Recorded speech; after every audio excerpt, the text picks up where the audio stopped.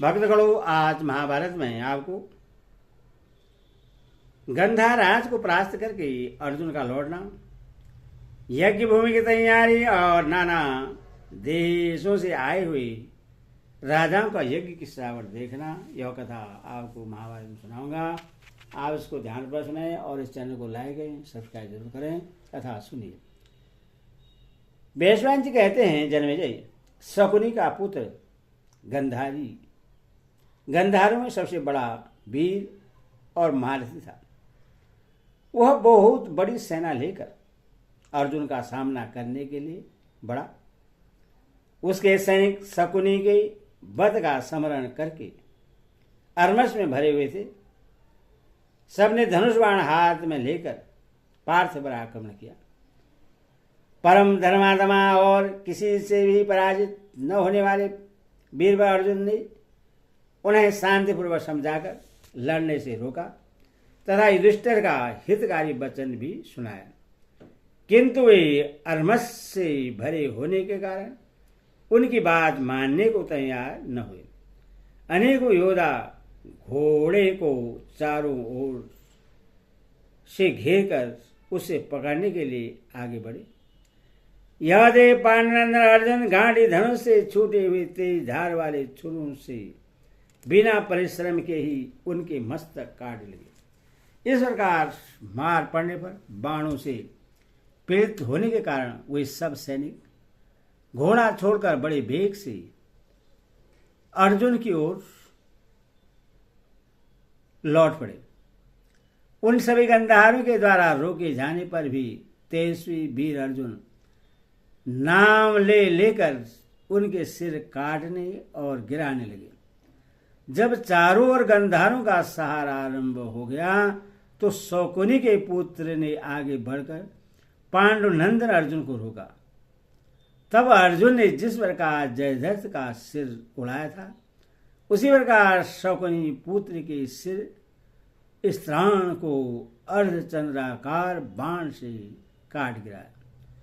यह देखकर गंधारों को बड़ा विस्मय हुआ और वे सब के सब यह समझ गए कि अर्जुन ने जानबूझकर गंधार राज को जीवित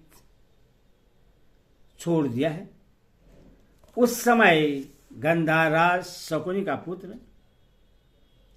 अपने भागते हुए सैनिकों के साथ स्वयं भी भाग खड़ा हुआ।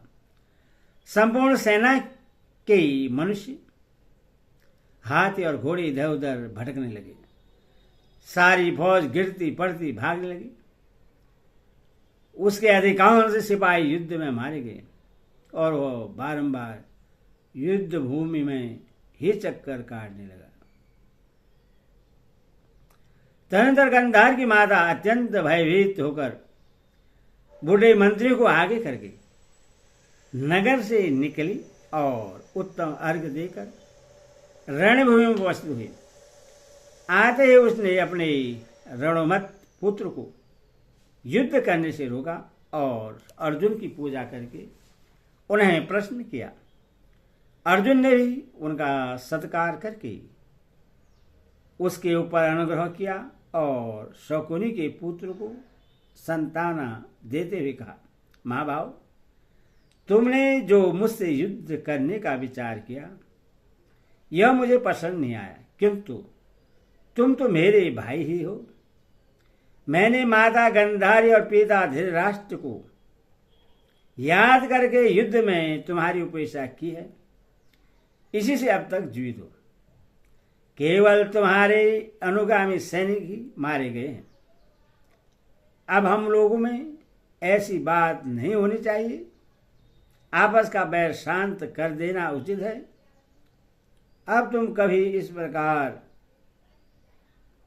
हम लोगों के विरुद्ध युद्ध ठानने का विचार न करना।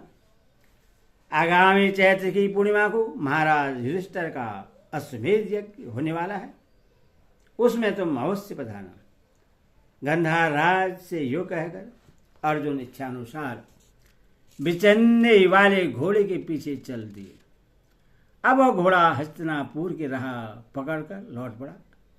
इसी समय महाराज युधिष्ठिर को जासू की जवानी अर्जुन की लौटने का समाचार मिला। वे सकुशल आ रहे हैं और गंधार तथा दूसरे देशों में उन्होंने अद्भुत पराक्रम दिखलाया है इत्यादि बातें सुनकर उनकी खुशी का ठिकाना न रहा। उस दिन माघ महीने के शुक्ल पक्ष की द्वादशी तिथि थी और उसमें उत्तम नक्षत्र का योग था। यह जानकर महातेजी धर्मा युधिष्ठिर ने अपने भाई भीम, नकुल और सहदेव को बुलाया और भीम को संबोधित करके कहा, भीमसेन, तुम्हारे छोटे भाई अर्जुन घोड़े के साथ साथ आ रहे हैं। इधर यज्ञ आरंभ करने का समय भी निकट आ गया है। माँ की पूर्णिमा आ ही गई। अब बीच में केवल फाल्गुन का महीना बाकी है। अथवा वेद के पारंगत विद्वान ब्राह्मणों को भेजना चाहिए कि वे अश्वमेध यज्ञ सिद्धि के लिए उपयुक्त स्थान देखें। यह सुनकर भीमसेन ने तत्काल राजाज्ञा का पालन किया। अर्जुन के लौटने का समाचार सुनकर उनका चित्त बहुत प्रसन्न हुआ था। तपस्या भीमसेन यज्ञ कर्म में कुशल ब्राह्मणों को आगे करके होशियार कारीगरों के साथ नगर से बाहर गए और साल वृक्ष से भरे हुए सुंदर स्थान पसंद करके उससे चारों ओर से नाप लिया। तपस्या वहां उत्तम मार्गों से शोभित यज्ञ भूमि तैयार कराई। उस भूमि में सैकड़ों महल बनवाए गए जिनके फर्श में अच्छे अच्छे रत्न जड़े हुए थे। यज्ञशाला सोने और रत्न से सजाई गई थी। वहां सुवर्णमय विचित्र खंभे और बड़े बड़े तोरण लगे हुए थे। धर्मात्मा भीम ने यज्ञ मंडप के सभी स्थानों में शुद्ध स्वर्ण का उपयोग किया था। उन्होंने अंतपुर की स्त्रियों और भिन्न भिन्न देशों से आए हुए राजाओं तथा ब्राह्मणों के रहने के लिए अनेकों उत्तम भवन बनाए। उन सब का निर्माण शास्त्र विधि के अनुसार हुआ था। यह सब काम हो जाने पर भीमसेन ने महाराज युधिष्ठिर की आज्ञा से विभिन्न राजाओं को निमंत्रण देने के लिए दूत भेजे। निमंत्रण पाकर वे सभी राजा अनेकों प्रकार के रत्न, स्त्रियां, घोड़े और नाना भांति के अस्त्र शस्त्र लेकर वहां उपस्थित हुए। इस नवागत अतिथियों का सत्कार करने के लिए राजा युधिष्ठिर ने अन्न, पान और अलौकिक सैयाओं का प्रबंध किया। चावल, शक्कर और गौरस से भरे हुए भांति भांति के भवन और अनेकों सवारियां दी। धर्मराज के उस महान यज्ञ में बहुत से ब्रह्मादि मुनि भी पधारे। अच्छे अच्छे ब्राह्मण अपने शिष्यों को साथ लेकर आए।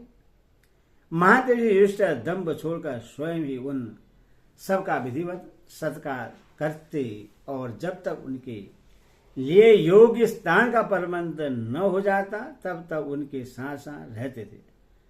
तत्पश्चात कारीगरों ने आकर राजा युधिष्ठिर को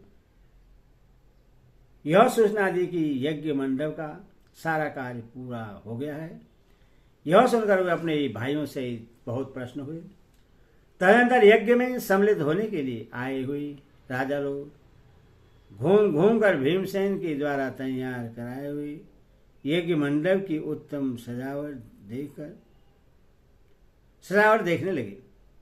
उन्होंने स्वर्ण की बने हुए तोरण, सैया, आसन, बिहार, रत्नों के ढेर, घड़े, बर्तन, कढ़ाई, कलश और बहुत से कटोरे देखे। यह कोई भी ऐसा सामान नहीं दिखाई दिया जो सोने का बना हुआ न हो।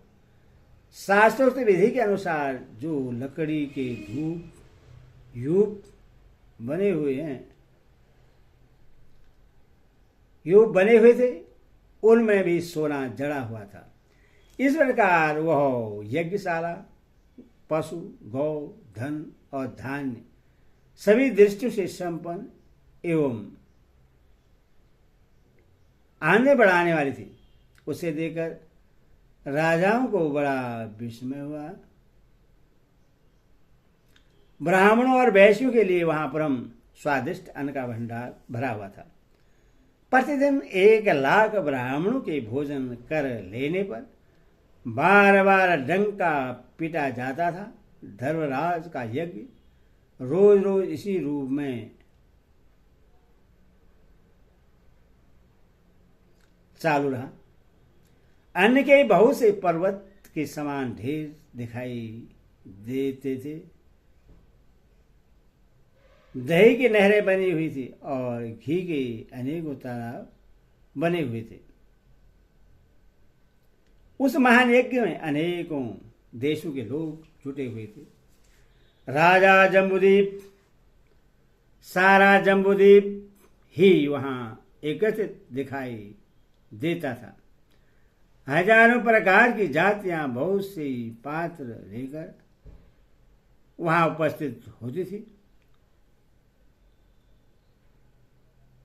सैकड़ों और हजारों पुरुष ब्राह्मणों को तरह तरह के खाने पीने के पदार्थ परोसते रहते थे। वहां ब्राह्मणों को राजोचित भोजन दिया जाता था। हरि ओम तत्सत। हरि ओम।